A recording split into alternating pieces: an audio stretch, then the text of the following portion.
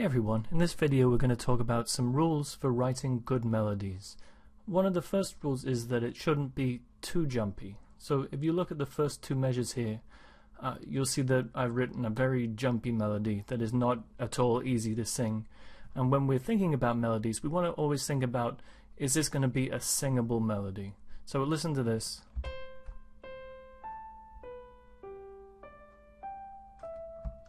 That's catchy, right? So what you should really think about when you're writing jumps is that you should always follow a jump with a step in the opposite direction. That's a really great rule of thumb to use. So you leap, then you step back in the opposite direction. That can make things a lot smoother. On the other hand, the second two measures up here are much too static. We just sit around on C and it's really boring.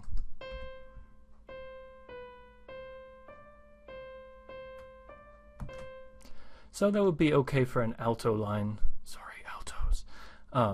But for a melody that we're really going to think about and perceive, a soprano melody, that's not going to work. It's just, it doesn't have any shape. It doesn't feel like it goes anywhere. So not too jumpy, and also not too steppy, I guess, either. So let's look at a melody that has some good qualities. So this one, it does have a jump here and there. We have this D to the F, but as I said, we want to follow that often with a step back. So the D, F is followed by a step in the opposite direction. And then we have a much larger jump, a fifth, and then again we step back. Here we have a third followed by a step in the same direction. If you've got a third, it's probably okay to keep going in the same direction. Generally, as a rule of thumb, again, you leap, you step in the opposite direction. What this also has that the other pieces didn't was a clearly defined high point.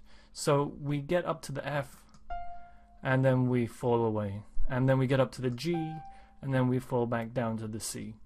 So it's like we have two mini arcs in this 4-measure melody. So if you listen to this,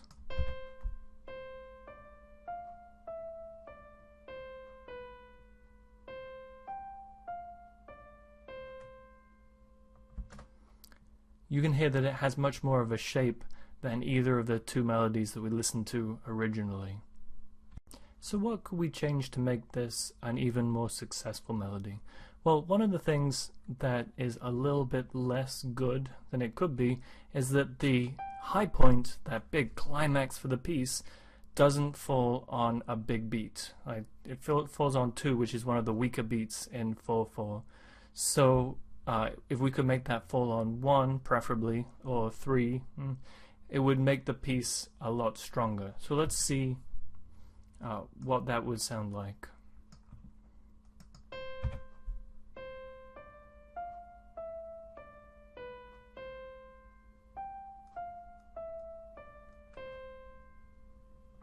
So here we get an even better sense of the shape of it because the high G, the highest note in the piece, falls on the strongest beat in the measure. You'll notice that I changed from the first one to the second one. I changed and added another leap here so that I could get to the C. There's a reason for that we'll deal with in another video. Just for now, accept that C had to be there. And so then we jump up to the G and we step back down. So big leap, step in the opposite direction.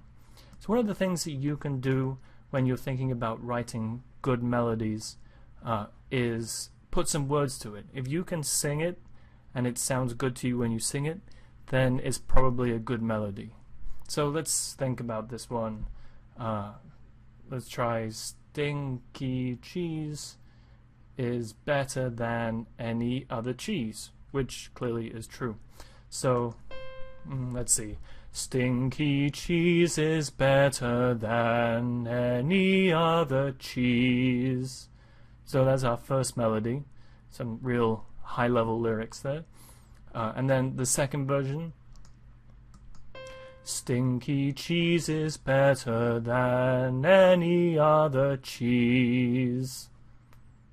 again, it works. Both of these melodies are fine. This one I think is just a little bit stronger because of that high point coming on beat 1.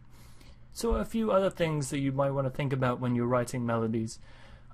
Try to avoid using too many large leaps. So even if we have lots of stepwise and we step back, if you have a step and then a leap of a sixth and then a step and another leap of a sixth, it's going to again feel a bit disjointed and like the shape isn't quite right. So try and save your big jumps for important points in the music. So in this case, we've saved our big jump for that high point, that climax.